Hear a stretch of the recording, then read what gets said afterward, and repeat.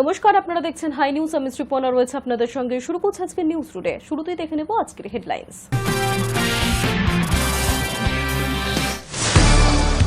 সকাল 7টায় ভোট গ্রহণ শুরু হলো নদিয়ার কালীগঞ্জ বিধানসভা কেন্দ্রে। প্রবল বৃষ্টির মধ্যেই ভোট গ্রহণ শুরু হয়েছে কালীগঞ্জ বিধানসভায়।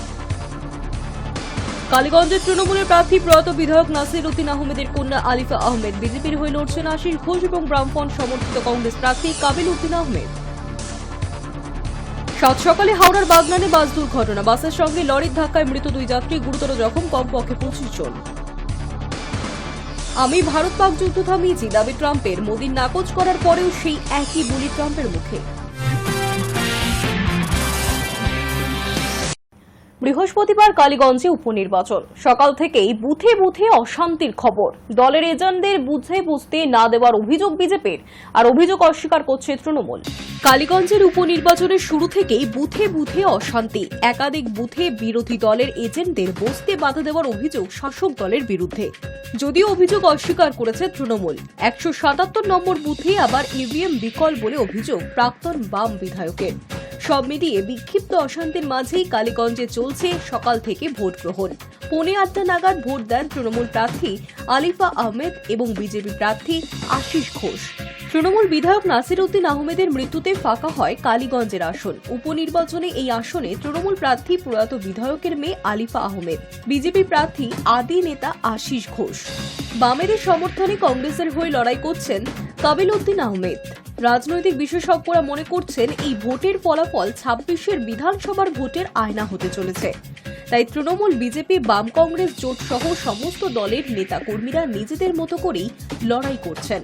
বৃহস্পতিবার সকালে ভোট গ্রহণের শুরু থেকে বিভিন্ন বুথ থেকে অশান্তির খবর প্রকাশ্যে এসেছে। একাধিক জায়গায় কংগ্রেস এবং বিজেপি এজেন্টদের বুথে বসতে বাধা দেওয়া হচ্ছে বলে অভিযোগ। ভোটদানের পর এই নিয়ে মুখ খুললেন তৃণমূল প্রার্থী। তিনি বলেন, আমরা মাটি কামড়ে পড়ে থেকেছি, নিজেদের মতো করে লড়াই করছি, ওরাও নিজেদের মতো করে লড়ুক। এরপরই আম জনতাকে ভয় না পেয়ে স্বতঃস্ফূর্তভাবে ভোট দেওয়ার আহ্বান জানান তিনি। বিজেপি এজেন্ট বসাতে পারছে না, সেটা তো আমাদের দোষ নেই। বিজেপির উচিত, আমরা যেরকম মাটি কামড়ে সংগঠনকে শক্তিশালী করেছি, আমাদের প্রত্যেকটা বুথে বুথে এজেন্ট আছে, সংগঠনের কাজ করুক। আর সেটা ওরা এজেন্ট বসাতে পারছে না, সেটা আমাদের দেখার বিষয় নেই। আমাদের চেষ্টা বেশি পরিমাণে মানুষকে বেরিয়ে নিয়ে এসে তারা যাতে তাদের ভোটাধিকার প্রয়োগ করতে পারে, আমরা সেই চেষ্টায় লেগে। High news network. কালীগঞ্জ উপনির্বাচনে নয়া উদ্যোগ। কালীগঞ্জ বিধানসভার অন্তর্গত চট্টগ্রাম কলোনি প্রাথমিক বিদ্যালয়ের 164, 165 এবং 66 নম্বর বুথকে মডেল বুথ করা হয়েছে। থাকছে বয়স্ক মানুষদের জন্য ভোট দেওয়ার বিশেষ ব্যবস্থা। পাশাপাশি ডিজিটাল যুগকে তাল মিলিয়ে থাকছে সেলফি জোন। নদিয়া জেলার প্রাচীন ঐতিহ্যকে সাজিয়ে তোলা হয়েছে এই বুথের মাধ্যমে। পানীয় জলের ব্যবস্থাও ছিল। বিভিন্ন প্রতিবন্ধীরা ভোট দিতে গেলে তাদের জন্য বাড়তি সুবিধাও থাকছে বুথে।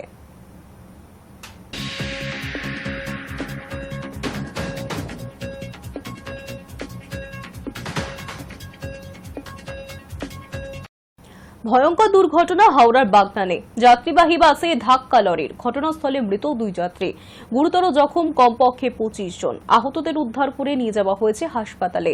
জানা যাচ্ছে 7:30 নাগাদ বাগনান থেকে একটি বাস শ্যামবাজারের দিকে আসছিল। উল্টো দিক থেকে আসা একটি লরির মুখোমুখি ধাক্কা দেয় বাসটিকে। সঙ্গে সঙ্গে রাস্তায় উল্টে যায় যাত্রী ভর্তি বাসটি। ঘটনাস্থলেই মৃত্যু হয় দুজনের এবং পৌঁছয় পুলিশ। কার গাফিলতিতে এই দুর্ঘটনা তা খতিয়ে দেখা হচ্ছে।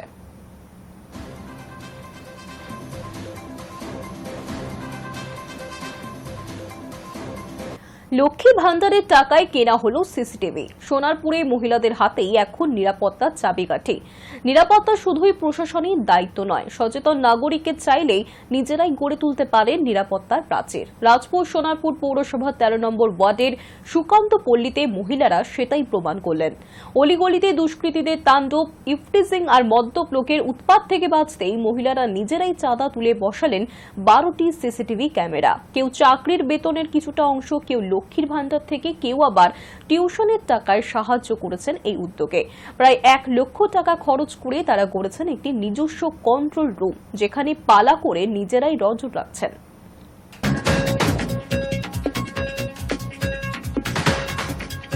আমাদের এখানে কিছু পাড়ার অন্ধকারের সুযোগ নিয়ে অনেক অসামাজিক কাজকর্ম চলেছে।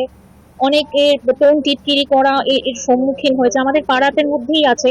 এবং সেইগুলোকে আটকানো বা রোখার জন্যই আমরা বেসিক্যালি আমাদের দাদারা কাউন্সিলরের সহযোগিতা নিয়ে সমস্ত কিছু করে আমরা সিসিটিভিটাকে আমরা লাগিয়েছি, যাতে এই অসামাজিক কাজকর্মগুলোকে আমরা আটকাতে। ময়নাগুড়ির ঘটনার পর এবার শিলিগুড়িতে ফের রাতের অন্ধকারে এটিএম লুট। ঘটনাটি ঘটেছে রাত 2টো থেকে 3টের মধ্যে। প্রত্যক্ষদর্শীদের দাবি একটি সাদা গাড়িতে মুখ ঢেকে 4 থেকে 5 জন দুষ্কৃতী ঘটনাস্থলে আসে, আর তারপরই জানা যায় এটিএম থেকে 10.5 লক্ষ টাকা লুট হয়েছে। ঘটনায় আতঙ্কিত এলাকাবাসী। ঘটনাটি ঘটেছে রাত 2টো থেকে 3টের মধ্যে। প্রত্যক্ষদর্শীদের দাবি একটি সাদা গাড়িতে মুখ ঢেকে 4 থেকে 5 জন দুষ্কৃতী ঘটনাস্থলে আসে। এলাকার এক বাসিন্দা জানিয়েছেন তার বাড়ির বিপরীতেই অবস্থিত এই এসবিআই এটিএমে এই দুষ্কৃতীরা ঢোকে। তার মেয়ে ঘটনাটি দেখতে পেয়ে সঙ্গে সঙ্গেই 100 নম্বরে ফোন করার চেষ্টা করেন, কিন্তু কোনোভাবে পুলিশের সঙ্গে যোগাযোগ করা সম্ভব হয়নি।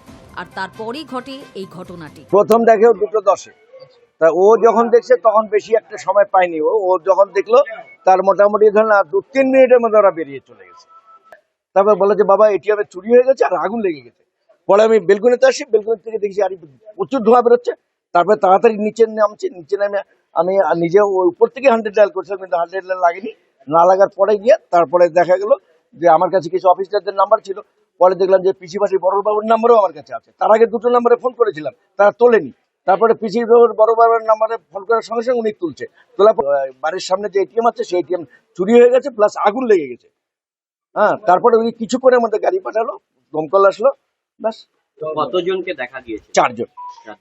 4 জনই মুখবান্ধা ছিল। স্থানীয় সূত্রে খবর, দুষ্কৃতীরা প্রথমে এটিএম থেকে বেরিয়ে আসে এবং সেটিতে আগুন লাগিয়ে দেয়। স্থানীয় এক বাসিন্দা বৃষ্টিকে উপেক্ষা করেই গাড়ির একটি অংশ এবং ঘটনাস্থলের ভিডিও তুলে রাখেন, যা পরে পুলিশের হাতে তুলে দেওয়া হয়। পরে খবর পেয়ে ঘটনাস্থলে পৌঁছায় প্রধান নগর থানার বিশাল পুলিশ বাহিনী ও দমকল বিভাগের কর্মীরা। দ্রুত আগুন নেভানো হয় এবং পুলিশ প্রাথমিক তদন্তে এটিএম লুটের বিষয়টি নিশ্চিত করে। এত বড় সড় লুটের ঘটনায় সিসিটিভি ফুটেজ খতিয়ে দেখছে পুলিশ। পাশাপাশি দার্জিলিং, জলপাইগুড়ি ও উত্তর দিনাজপুর জেলার প্রতিটি থানায় সতর্কতা জারি করা হয়েছে। ইতিমধ্যেই ব্যাংকের উচ্চপদস্থ আধিকারিকরাও ঘটনাস্থলে পৌঁছেছেন। পরে 46 নম্বর ওয়ার্ডের কাউন্সিলর দিলীপ বর্মনও ঘটনাস্থলে পৌঁছান এবং প্রশাসনের বিরুদ্ধে একরাশ ক্ষোভ উগরে দেন। এই ঘটনায় চাঞ্চল্য ছড়িয়েছে গোটা শহর জুড়ে। নিরাপত্তা ব্যবস্থার ঘাটতি ও পুলিশের দ্রুত পদক্ষেপ না নেবার কারণে ক্ষোভ প্রকাশ করেছেন স্থানীয় বাসিন্দারা। Hi news Network. সংঘর্ষের আবহে ইরান থেকে ভারতীয়দের বার করে আনতে অপারেশন সিন্ধু শুরু করল নয়াদিল্লি। বুধবার বিবৃতি প্রকাশ করে এমনটাই জানিয়েছে ভারতীয় বিদেশ মন্ত্রক। ইসরায়েলের সঙ্গে সংঘর্ষ শুরু হওয়ার পর থেকে ইরানের পরিস্থিতি ক্রমশ জটিল হচ্ছে। বুধবারই আমেরিকার প্রেসিডেন্ট ডোনাল্ড ট্রাম্প দাবি করেছেন ইরান আর হামলা প্রতিরোধ করার মতন অবস্থানে নেই। ইরানের আকাশ প্রতিরক্ষা ব্যবস্থা বলেও কিছু নেই বলে জানিয়েছেন ট্রাম্প। এই অবস্থায় ইরান থেকে ভারতীয় পড়ুয়াদের সরিয়ে আনতে শুরু করেছে নয়াদিল্লি। বিবৃতি প্রকাশ করে ভারতীয় বিদেশ মন্ত্রক জানিয়েছে ইতিমধ্যেই 110 জন ভারতীয় পড়ুয়াকে ইরান থেকে বার করে আনা হয়েছে। অপারেশন সিন্ধুর প্রাথমিক পর্যায়ে ইরানের উত্তর প্রান্ত থেকে ওই 10 জন পড়ুয়াকে ভারতে ফিরিয়ে আনা হচ্ছে। তাদের সঙ্গে যোগাযোগ করেন ইরানের ভারতীয় দূতাবাসের আধিকারিকরা। ইরান সীমান্ত পেরিয়ে মঙ্গলবার তাদের নিরাপদে নিয়ে যাওয়া হয় আর্মেনিয়ায়। সেখান থেকে পড়ুয়াদের গাড়িতে করে নিয়ে যাওয়া হয় আর্মেনিয়ার রাজধানী ইয়েরভানে। তাদের সঙ্গে ছিলেন ইরান এবং আর্মেনিয়ায় ভারতীয় দূতাবাসের আধিকারিকরা। পরে বুধবার সেখান থেকে একটি বিশেষ বিমানে পড়ুয়াদের নিয়ে দিল্লির উদ্দেশ্যে রওনা দেওয়া হয়। গত শুক্রবার ইরানের পরমাণু কেন্দ্র লক্ষ্য করে ইসরায়েল হামলা চালানোর পর দুদেশের মধ্যে সংঘর্ষ শুরু হয়। পরিস্থিতি ক্রমে জটিল হতে শুরু করেছে। এই অবস্থায় ইরানে থাকা ভারতীয়দের সুরক্ষা এবং নিরাপত্তা নিশ্চিত করতে তৎপর নয়াদিল্লি।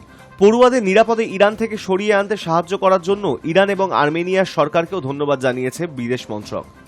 বিবৃতিতে আরও জানানো হয়েছে ইরানে ভারতীয় দূতাবাসের আধিকারিকরা ভারতীয়দের প্রথমে সে দেশেই কোনো তুলনামূলকভাবে নিরাপদ স্থানে সরিয়ে নিয়ে যাচ্ছেন, তারপর সুযোগ সুবিধা মতন ভারতীয়দের ইরান থেকে বার করে নেওয়া হচ্ছে।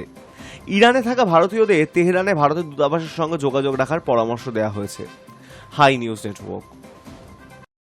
চলতি সপ্তাহের শেষে ইরানে হামলা চালানোর পরিকল্পনা করছে আমেরিকা। ডোনাল্ড ট্রাম্প প্রশাসনের শীর্ষ স্তরের আধিকারিকদের উদ্ধৃত করে এমনটাই জানিয়েছেন মার্কিনের এক সংবাদ মাধ্যম। তাদের একটি প্রতিবেদনে বলা হয়েছে ইরানের সম্ভাব্য হামলার বিষয়ে আলোচনা চলছে। শেষ মুহূর্তে পরিকল্পনা বদলানো হতে পারে। মঙ্গলবার সরাসরি ইরানের সর্বোচ্চ ধর্মীয় নেতা আয়াতুল্লাহ আলী খামেনেইকে নিশানা করেছিলেন ট্রাম্প। বলেছিলেন, ইরানের সর্বোচ্চ ধর্মীয় নেতা কোথায় লুকিয়ে রয়েছেন তা তিনি জানেন, কিন্তু এখনই তাকে হত্যা করবে না আমেরিকা। ধৈর্যচ্যুতি ঘটছে জানিয়ে ইরানকে তছনছ করে দেওয়ার হুঁশিয়ারিও দিয়েছিলেন মার্কিন প্রেসিডেন্ট।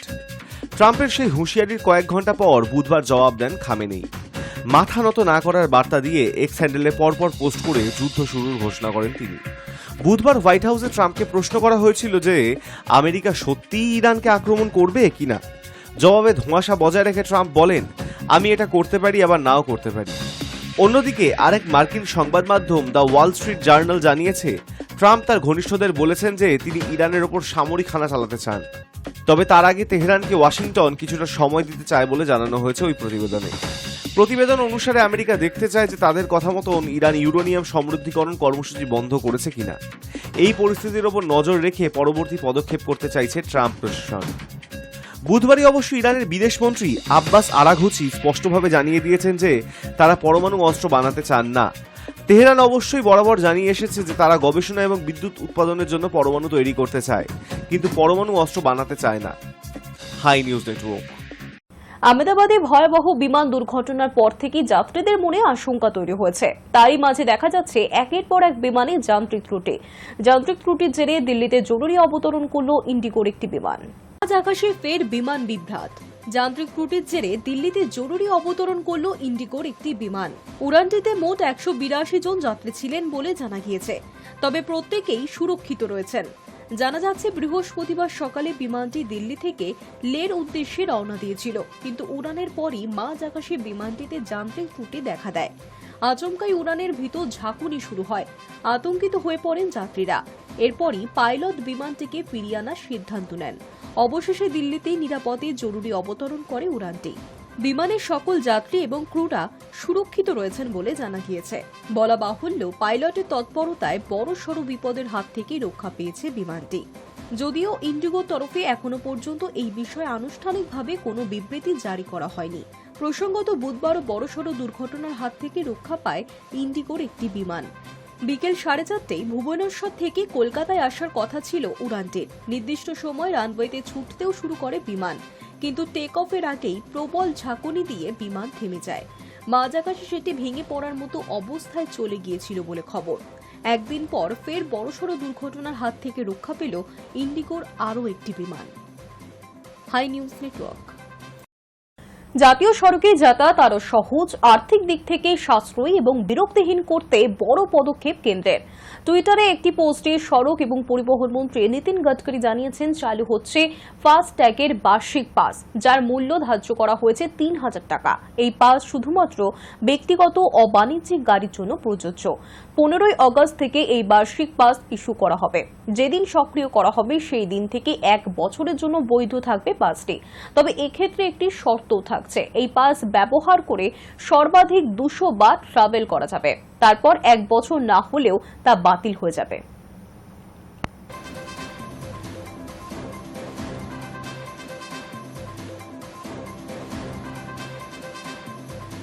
3000 रुपए में जो पास है साल भर का, उसकी अगर टोल पे किया जाएगा तो उसकी कीमत कम से कम 10,000 से ज्यादा रुपए का टोल देना पड़ता था, वो केवल 3000 रुपए में होगा।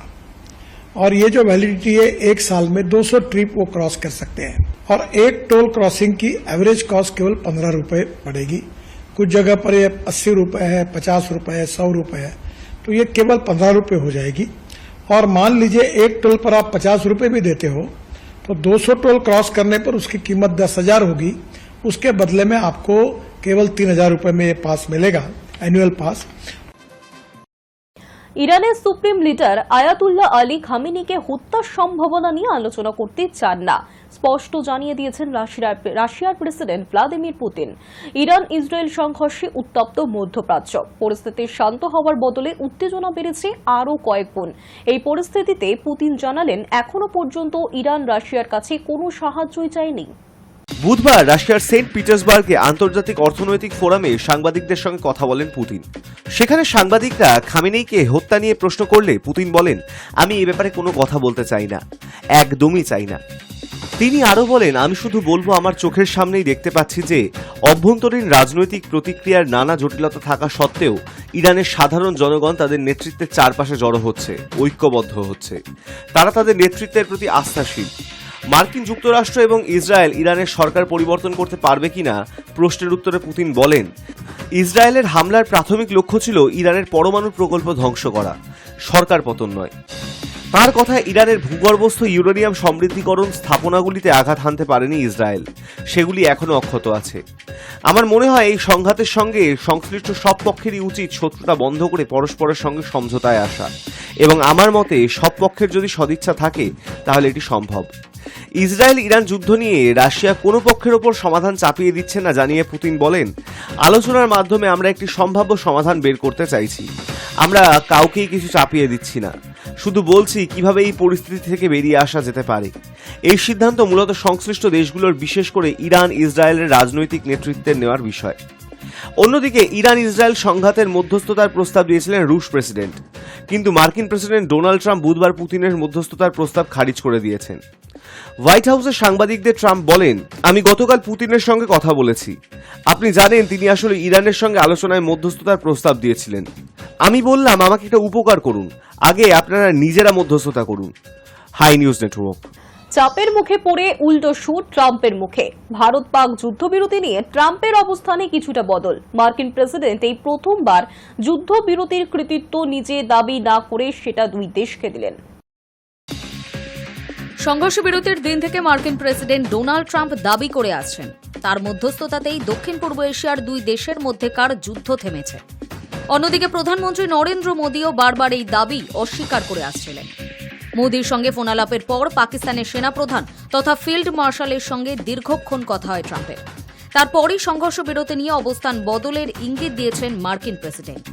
তিনি বলেন, ভারত পাক সংঘর্ষ বিরতিতে ভারতের পক্ষ থেকে প্রধানমন্ত্রী নরেন্দ্র মোদী বড় ভূমিকা নিয়েছেন, আর পাকিস্তানের হয়ে সেই কাজটা করেছেন আসিম মুনির। এহেন বুদ্ধিমান লোকের সঙ্গে সাক্ষাৎ করার সুযোগ পেয়ে তিনি সম্মানিত। ভারত ও পাকিস্তান দুই দেশই খুব স্মার্ট সিদ্ধান্ত নিয়েছেন। ট্রাম্পের কথায়, আজ আমি আসিম মুনিরের সঙ্গে দেখা করলাম, কারণ আমি সংঘাত থামানোর জন্য ওকে ধন্যবাদ দিতে চাই। যুদ্ধ না করার জন্য, লড়াই থামিয়ে দেওয়ার জন্য আমি ওকে ধন্যবাদ দিতে চাই। তিনি আরও বলেছেন, দুজন বুদ্ধিমান মানুষ যুদ্ধ না করার সিদ্ধান্ত নিয়েছে। ভুলে গেলে হবে না, দুটো দেশের হাতেই খুব শক্তিশালী আণবিক অস্ত্র আছে, তাই এই যুদ্ধ থামানোটা বুদ্ধিমানের কাজ। যুদ্ধবিরতির কৃতিত্ব নিজে নিতে না চাইলেও ট্রাম্পের মুখে ফের বাণিজ্য চুক্তির প্রসঙ্গ উঠে এসেছে। মার্কিন প্রেসিডেন্ট বলেন, মোদির সঙ্গেও আমার কথা হয়েছে। আমরা ভারতের সঙ্গে বাণিজ্য চুক্তি করব, পাকিস্তানের সঙ্গেও বাণিজ্য চুক্তি করব। ট্রাম্প সংঘর্ষ বিরতি নিয়ে মন্তব্যে সম্ভবত এই প্রথমবার নিজে কৃতিত্ব দাবি করলেন না, যা বেশ তাৎপর্যপূর্ণ। আসলে ভারত শুরু থেকেই দাবি করে আসছে সংঘর্ষ বিরতির সিদ্ধান্ত একান্তই ভারত ও পাকিস্তানের নিজস্ব। এতে কোনো বাণিজ্য চুক্তি বা তৃতীয় পক্ষের মধ্যস্থতার কোনো ভূমিকা নেই। কিন্তু ট্রাম্প এতদিন জোরালো কণ্ঠে দাবি করে আসছেন দুই দেশের সংঘাত বন্ধের নেপথ্যে তিনিই রয়েছে। স্বাভাবিকভাবেই ট্রাম্পের এদিনের মন্তব্য তাৎপর্যপূর্ণ। Hi news Network. নজর রাখবো ওয়েদার আপডেটে। দক্ষিণবঙ্গে মঙ্গলবার বর্ষার আগমন ঘটেছে, আর সেদিন থেকেই শুরু হয়েছে বৃষ্টি। বৃহস্পতিবারও সকাল থেকেই আকাশের মুখ ভার। বেলা বাড়লেও রোদের দেখা পাওয়া যায়নি, মাঝে মধ্যে টিপ টিপ করে পড়ছে বৃষ্টি। আবহাওয়া দপ্তর জানিয়েছে, দেশে মৌসুমী অক্ষরেখার অনুকূল পরিবেশ তৈরি হয়েছে, ফলে দ্রুত এগোচ্ছে বর্ষা। বাংলা, উড়িষ্যা হয়ে ঝাড়খণ্ড এবং বিহারের বেশ কিছু অংশে ঢুকে পড়েছে মৌসুমী বায়ু। তাছাড়া দক্ষিণ পশ্চিম বাংলাদেশের ওপরেও যে নিম্নচাপ অঞ্চলটি তৈরি হয়েছে, গত 24 ঘন্টায় তা আরও খানিকটা ঘনীভূত হয়ে পশ্চিম উত্তর পশ্চিমে এগিয়েছে। এই মুহূর্তে তা গাঙ্গেয় পশ্চিমবঙ্গের ওপরে সুনির্দিষ্ট নিম্নচাপ অঞ্চল হিসেবে অবস্থান করছে, সঙ্গে রয়েছে ঘূর্ণাবর্ত। এসবের জেরেই আপাতত সপ্তাহভর বৃষ্টি হবে দক্ষিণবঙ্গে। বৃহস্পতিবার ভারী বৃষ্টির সম্ভাবনা রয়েছে কলকাতা সহ দক্ষিণবঙ্গের সব জেলায়। কিছু কিছু জায়গায় ভারী বৃষ্টির সতর্কতাও জারি করা হয়েছে। বৃহস্পতিবার কলকাতা সহ দক্ষিণবঙ্গের সব জেলাতেই বজ্রবিদ্যুৎ সহ ঝড় বৃষ্টির পূর্বাভাস রয়েছে। কোথাও কোথাও ভারী থেকে অতি ভারী বৃষ্টির সম্ভাবনা। বিক্ষিপ্তভাবে ঝড় বৃষ্টি হতে পারে কলকাতা, হাওড়া, হুগলি, 24 পরগনা, পূর্ব মেদিনীপুর, পূর্ব বর্ধমান, বীরভূম, মুর্শিদাবাদ ও নদিয়ায়। পশ্চিম মেদিনীপুর, ঝাড়গ্রাম, বাঁকুড়া, পুরুলিয়া ও পশ্চিম বর্ধমানে ভারী থেকে অতি ভারী বৃষ্টি হতে পারে, সঙ্গে বইবে 30 থেকে 40 কিলোমিটার বেগে ঝোড়ো হাওয়া। দক্ষিণ 24 পরগনা, পূর্ব মেদিনীপুর, পূর্ব বর্ধমান এবং বীরভূমে ভারী বৃষ্টি হতে পারে। দুর্যোগপূর্ণ আবহাওয়ার কারণে সমুদ্রও উত্তাল থাকবে, এ নিয়ে মৎস্যজীবীদেরও সতর্ক করা হয়েছে। অন্যদিকে উত্তরবঙ্গে অনেক আগেই বর্ষা প্রবেশ করে গিয়েছে, সেখানেও ভারী বৃষ্টির সম্ভাবনা রয়েছে। বৃহস্পতিবার দার্জিলিং, জলপাইগুড়ি, আলিপুরদুয়ার, কোচবিহারে ভারী বৃষ্টির সম্ভাবনা রয়েছে। ঝড় বৃষ্টি হবে বাকি জেলাগুলিতেও, তবে একটানা বৃষ্টিতে গরম থেকে কিছুটা স্বস্তি মিলছে। বৃষ্টির কারণে তাপমাত্রা এক ধাক্কায় অনেকটা কমে গিয়েছে। বৃহস্পতিবার সকালে কলকাতার সর্বনিম্ন তাপমাত্রা ছিল 23.0 ডিগ্রি, যা স্বাভাবিকের থেকে 4 ডিগ্রি কম। Hi news network. News today এখনকার মতো এই পর্যন্তই। দেখতে থাকুন হাই নিউজ, নির্ভীক নিরপেক্ষ।